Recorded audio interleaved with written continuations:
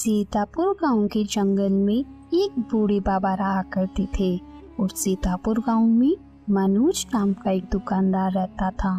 वो शहर से गांव में सामान लाकर बेचा करता था और अच्छा खासा मुनाफा कमाता था। और उसी गांव में हीरा और राजू नाम के दो दोस्त रहते थे।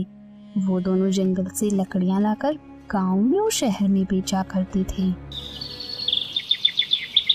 अरे ओ राजू, आज जंगल से लकड़ियाँ लेने नहीं चलोगे क्या? ओ राजू। अरे चलूंगा, रुको आ रहा हूँ, थोड़ी तसल्ली रखो। फिर वो दोनों जंगल में लकड़ियाँ लेने के लिए चले जाते हैं।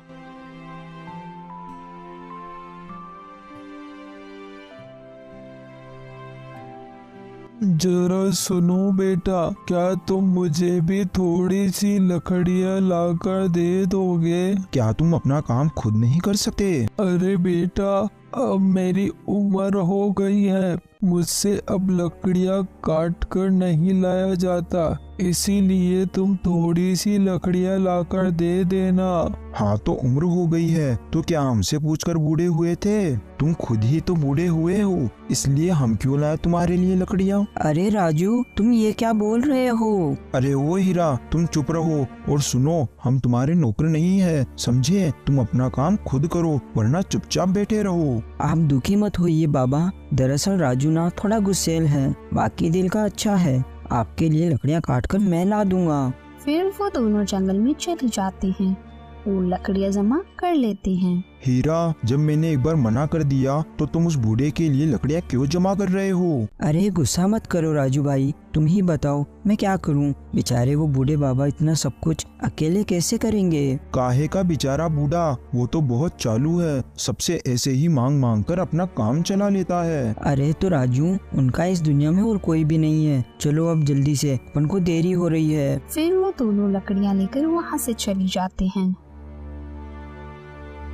अरे बाबा, मैं आपकी ये लकड़ियाँ कहाँ पर रखूं? बेटा, तुम ये लकड़ियाँ मेरे घर के अंदर रख दोगे क्या? हाँ, तुम बहुत अच्छे से अपनी बातों में लोगों को फंसा लेते हो और अपना सारा काम निकलवा लेते हो। बेटा, मैं केवल उन्हीं लोगों को मदद के लिए बोलता हूँ जो मेरी मदद कर सकता है। बकवास मत करो बूढ़े बाबा, ये तो हीरा थोड़ा पागल है जो आपकी बातों में आ जाता है। फिर हीरा बाबा के घर में लकड़ियाँ रख देता है और फिर वो दोनों वहाँ से चले जाते हैं। मनोज, मुझे राशन का कुछ सामान चाहिए, थोड़ा सा आटा दे दो, थोड़ी सी सब्जियां दे दो और थोड़ी सी कोई दाल दे दो। बूढ़े बाबा, लेकिन आप इन सब के बदले मुझे क्या दोगे? क्या आपके पास पैसे हैं? मनोज, तुम्हें तो पता ही है मेरे आगे पीछे कोई भी नहीं है, तो भला मेरे पास पैसे कहाँ से आएंगे? लेकिन मैं तुम्हें आशीर्वाद जरूर दे सकता हूँ। बूढ़े बाबा, आप मुझे माफ कीजिए, मैं बड़ों का आदर करता हूँ, इसीलिए मैंने पहले आपको सामान दे दिए थे। लेकिन बाबा, अब तो मैं बिना पैसों के सामान बिल्कुल नहीं दे सकता हूँ, इस बार ये सब संभव नहीं है। बाबा, मुझे माफ कीजिए। मनोज, तुम्हें तो पता ही है मैं पैसे कमा नहीं सकता क्योंकि मेरी उम्र हो गई है, इसीलिए मुझसे कोई काम नहीं होता। इसीलिए तुम ही बताओ मैं पैसे कहाँ से लेकर आऊं? बाबा, मैं भी तो मेहनत करके ही खाता हूँ, लेकिन बाबा जी, अगर सामान बेचकर पैसा ना मिला तो मेरा घर कैसे चलेगा? मुझे माफ कीजिए बाबा। मनोज की ऐसी बातें सुनकर वो बूढ़े बाबा वहाँ से चले गए।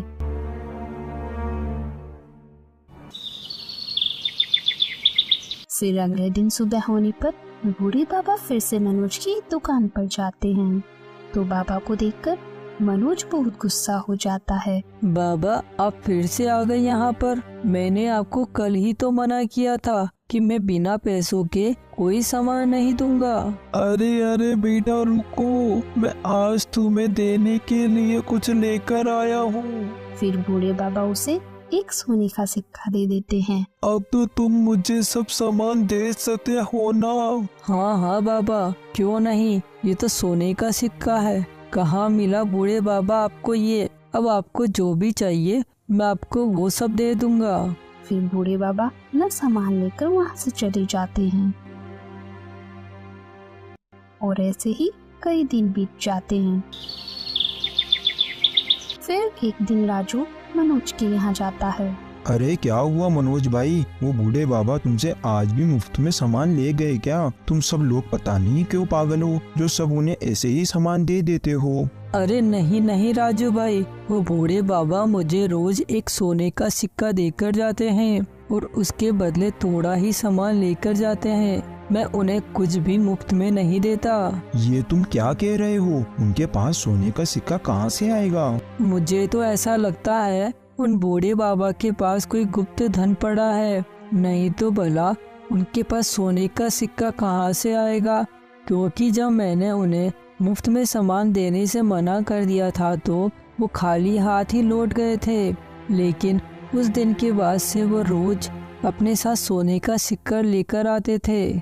इसीलिए मुझे तो यही लगता है कि उनके पास कोई गुप्त धन है। मनोज की ये सभी बातें सुनकर राजू के मन में लालच आ जाता है। ठीक है चलो मनोज, मैं अपने घर चलता हूँ, मुझे कोई काम याद आ गया। राजू चारपाई पर बैठा बैठा सोच रहा था कि तभी उसकी पत्नी वहाँ आ जाती है। क्या हुआ जी, आज आप ऐसे अकेले अकेले बैठकर क्या सोच रहे हो? कुछ हुआ है क्या? अरे बोलने के लिए तो बहुत कुछ है सीमा, लेकिन तुम नहीं समझोगी। अरे आप क्या मुझे मूर्ख समझते हो? एक बार आप मुझे बताकर तो देखो। अब जल्दी बताओ क्या बात है? तुम्हें पता है जंगल में जो बूढ़े बाबा रहते हैं वो रोज मनोज को सोने का सिक्का देकर जाते हैं और बदले में थोड़ा सा ही सामान लेकर जाते हैं। मैं सोच रहा था कि उनके पास सोने का सिक्का कहाँ से आता है, और मनोज मुझे ऐसा कह रहा था कि जरूर उनके पास कोई ना कोई गुप्त धन है। अरे वाह, अगर हमें उस धन के बारे में पता चल जाए तो हम एक ही दिन में मालामाल हो जाएंगे। अरे लेकिन ये होगा कैसे? मैं कब से यही सोच रहा हूँ। मेरे पास एक तरकीब है। आज ही आप उस बूढ़े बाबा के पास रहने के लिए चले जाओ और उसकी सेवा करो। देख लेना, थोड़े दिन में वो आपसे खुश होकर वो आपको खजाने के बारे में जरूर बता देगा। अरे वाह वाह, क्या दिमाग लगाया है तुमने। और अब तो वैसे भी उस बूढ़े के दिन आ गए हैं, वो कभी भी टपक सकता है। फिर अगले दिन सुबह होने पर राजू जल्दी ही जंगल की ओर निकल जाता है।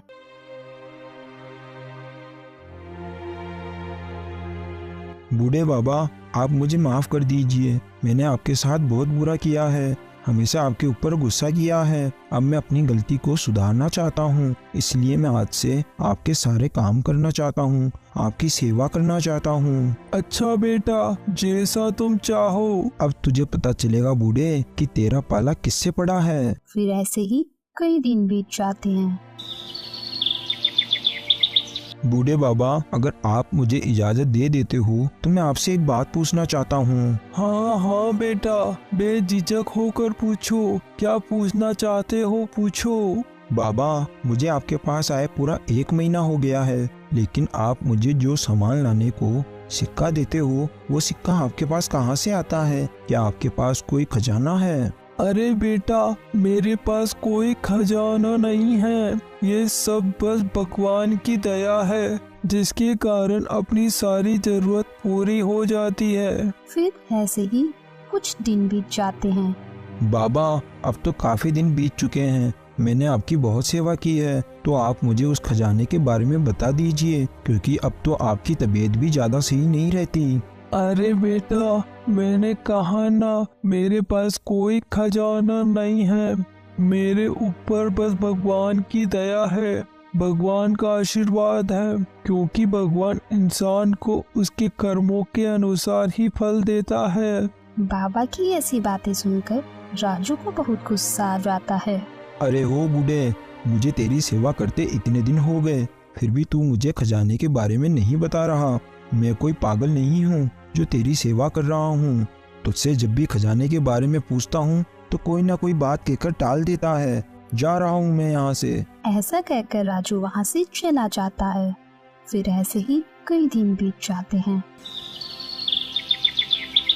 तो एक दिन हीरा लकड़ी लेने के लिए जंगल जा रहा था, तभी उसे बूढ़े बाबा की आवाज आती है। अरे यहाँ कोई है, जरा मुझे पानी पिला दो। बूढ़े बाबा की आवाज सुनकर हीरा बाबा के पास जाता है। क्या हुआ बाबा, बताइए क्या परेशानी है, मैं आपकी किस प्रकार मदद कर सकता हूँ। बेटा, मैं कई दिनों से प्यासा हूँ। मेरी अब तबीयत बिल्कुल भी ठीक नहीं है, मुझसे बिल्कुल भी उठा नहीं जा रहा है और मेरा पानी का मटका भी खाली है। तो तुम उसे नदी से भर कर ले आओ और मुझे पानी पिला दो, बहुत प्यास लग रही है। हाँ बाबा, मैं अभी लेकर आता हूँ। फिर हीरा घड़ा लेकर नदी की ओर चला जाता है और जल्दी से पानी भरकर वापस लौट जाता है और बाबा को पानी पिला देता है। तुम्हारा बहुत बहुत धन्यवाद हीरा बेटा, मैं कई दिनों से प्यासा था, तुम ही ने मुझे पानी पिलाया है और इस पूरे गांव में केवल एक तुम ही हो जो मेरी सच्चे मन से सेवा करते हो, मेरे हर काम में मेरी मदद करते हो।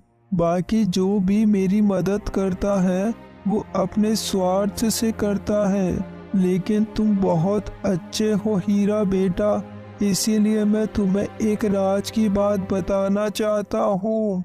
क्योंकि मैंने तुम्हारे हाथ का पानी पी लिया तो पता नहीं मैं अब कब स्वर्ग की ओर चला जाऊंगा। मैं तुम्हें एक राज बताता हूँ।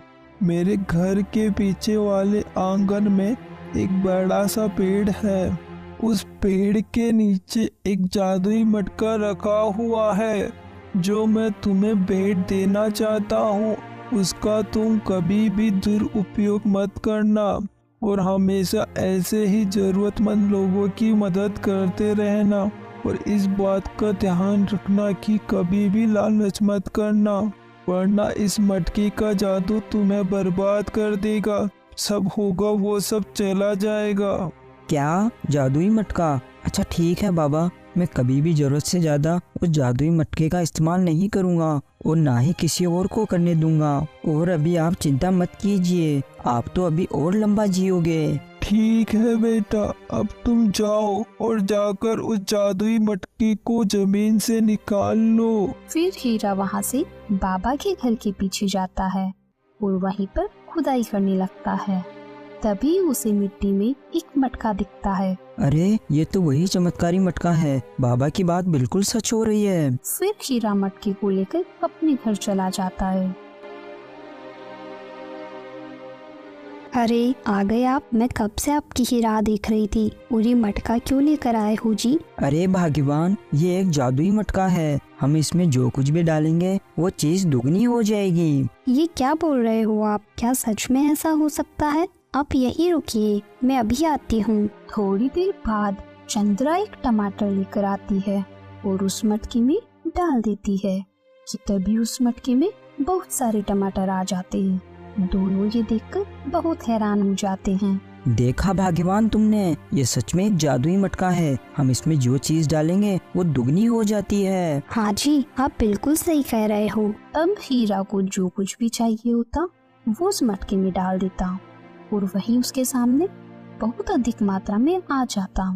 हीरा मटके को पाकर काफी खुश था और हीरा ना ही उस मटके का कोई गलत इस्तेमाल करता था। ऐसे ही कई दिन बीत जाते हैं।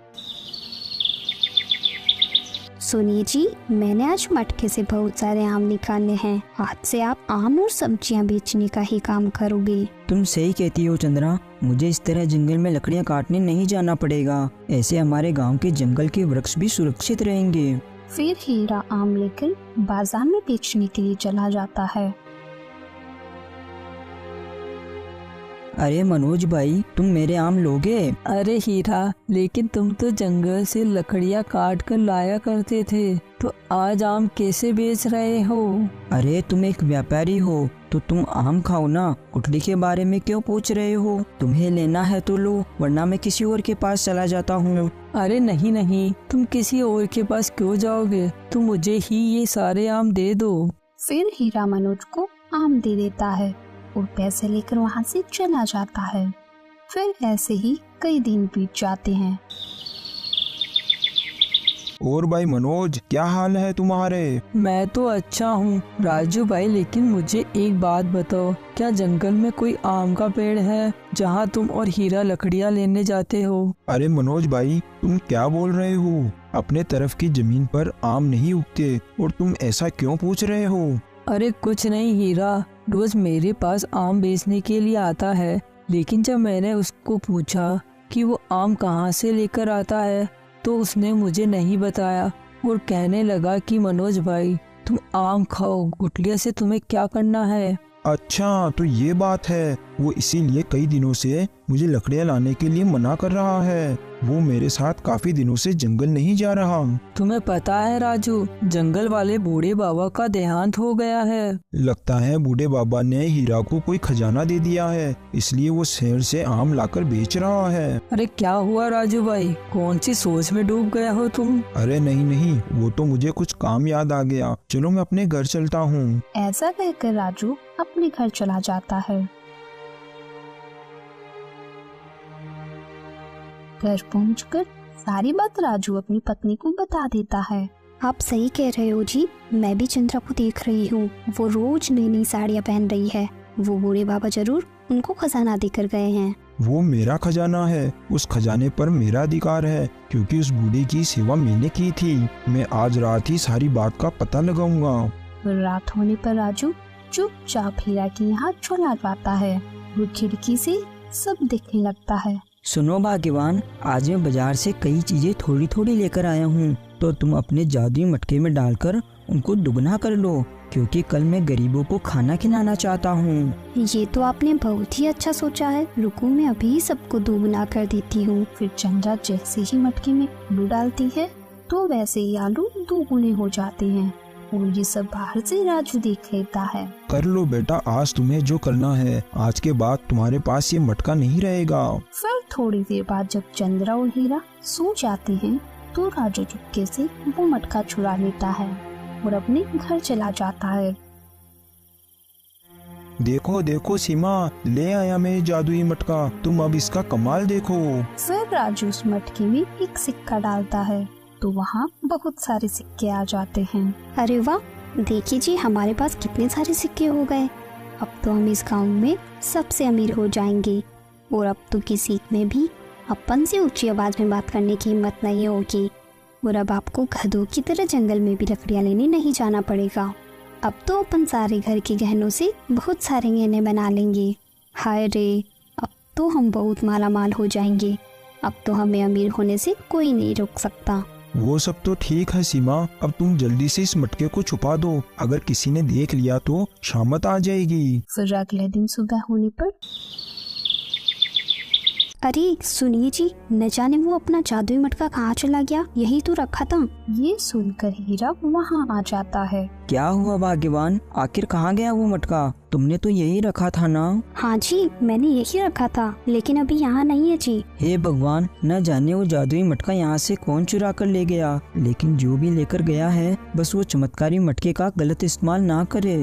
मटके के चोरी होने पर वो दोनों बहुत दुखी हो जाते हैं और उधर राजू और सीमा खुश हो रहे थे। सुनिए जी, जब तक हमारे पास बहुत सारा धन जमा नहीं हो जाता, जब तक हम इस जादुई मटके के बारे में किसी को नहीं पता लगने देंगे। हम इससे बहुत सारा धन जमा करेंगे। हाँ भाग्यवान, तुम बिल्कुल सही कह रही हो। फिर थोड़ी देर बाद वहाँ हीरा आ जाता है। राजू आ जाओ, अपन जंगल में लकड़ियाँ लेने के लिए चले। अरे भाई, कैसी लकड़ियाँ? अब मुझे लकड़ियाँ लाने की कोई जरूरत नहीं है। अरे क्यों जरूरत नहीं है तुम्हें? अरे मैंने ये क्या कर दिया, कहीं इसको मेरे ऊपर शक ना हो जाए। अरे भाई, मैं तो मजाक कर रहा था। क्यों जरूरत नहीं होगी लकड़ियाँ लाने की, वही तो एक सहारा है। आखिर एक एक पैसा हमारे पास लकड़ियाँ बेचकर ही तो आता है। लेकिन आज मेरा मन नहीं है, तुम अकेले ही चले जाओ। ऐसा कहकर राजू अंदर चला जाता है। आखिर इस राजू ने ऐसा क्यों बोला कि अब उसे लकड़ियाँ लाने की कोई जरूरत नहीं है? कहीं इसी ने तो वो चमत्कारी मटका नहीं चुराया? हे भगवान, अगर इसने उस मटके को चुराया होगा तो ये जरूर उस मटके का गलत इस्तेमाल कर रहा होगा। अब मैं क्या करूं? मुझे वो मटका जमीन से निकालना ही नहीं चाहिए था। फिर हीरा भी राजू के घर के अंदर चला जाता है तो राजू हीरा को घर के अंदर देख थोड़ा चौंक जाता है। अरे अरे हीरा भाई, मैंने कहा ना लकड़ियाँ लेने मैं नहीं जाऊंगा, तुम अकेले ही चले जाओ। अरे हाँ वो तो ठीक है, लेकिन मुझे थोड़े चक्कर आ रहे थे, इसीलिए सोचा थोड़ा पानी पी लूं, फिर यहाँ से चलूं। जरा तुम मेरे लिए थोड़ा सा पानी ला दोगे? हाँ हाँ भाई रुको, मैं अभी लेकर आता हूँ। फिर राजू अंदर चला जाता है तो हीरा इधर उधर देखने लगता है। तभी उसे उसका वो मटका दिखाई देता है। इसका मतलब इस राजू ने ही मेरे घर से चमत्कारी घड़े को चुराया है। तभी राजू बोल रहा था कि इसे लकड़ियाँ लाने की कोई जरूरत नहीं है। हे भगवान, ये इस चमत्कारी मटके का जरूर गलत इस्तेमाल करेगा और इसके जादू में फंस जाएगा। मुझे इस मटके को यहाँ से लेकर जाना होगा। फिर हीरा वहाँ से चला जाता है और रात होने पर राजू के घर जाकर मटका वहाँ से चुरा लेता है। बूढ़े बाबा ने कहा था इस चमत्कारी मटके का दुरुपयोग नहीं होना चाहिए। मैं इसे वापस वहीं जमीन में रख दूंगा, क्योंकि इंसान बहुत लालची है, हर इंसान इसका दुरुपयोग करेगा। फिर हीरा उस मटके को वहाँ से ले जाता है और वापस वहीं गड्ढा करके जमीन में दफना देता है। फिर अगले दिन सुबह होने पर राजू उसके घर से मटके को गायब देखकर चूक जाता है। अरे कहाँ गया वो मटका, आखिर कहाँ गया वो मटका? हे भगवान, मैंने वो मटका यहीं रखा था, आखिर कहाँ चला गया? हाय रे, ये क्या हो गया? अब हम और पैसे जमा नहीं कर पाएंगे। अरे तुम चिंता मत करो, अपन ने वैसे भी बहुत सारे सोने के सिक्के जमा कर रखे हैं, तो अपन उन्हीं को ही निकाल लेते हैं। तभी दोनों उस कमरे में जाते हैं तो वहाँ का नजारा देखकर हैरान हो जाते हैं और वो देखते हैं कि उनके सोने के सिक्के कोयले बन गए। अरे ये क्या हो गया? अपन ने तो यहाँ सोने के सिक्के रखे थे, यहाँ तो केवल कोयला ही कोयला पड़ा है। लगता उस मटके के यहाँ से जाते ही उसका सारा जादू भी खत्म हो गया, इसलिए ये सब कोयला बन गए। तो दोस्तों, हमें इस कहानी से यही सीख मिलती है कि लालच का फल हमेशा बुरा ही होता है। तुम जितना ज्यादा लालच करोगे उसका फल उतना ही बुरा होगा।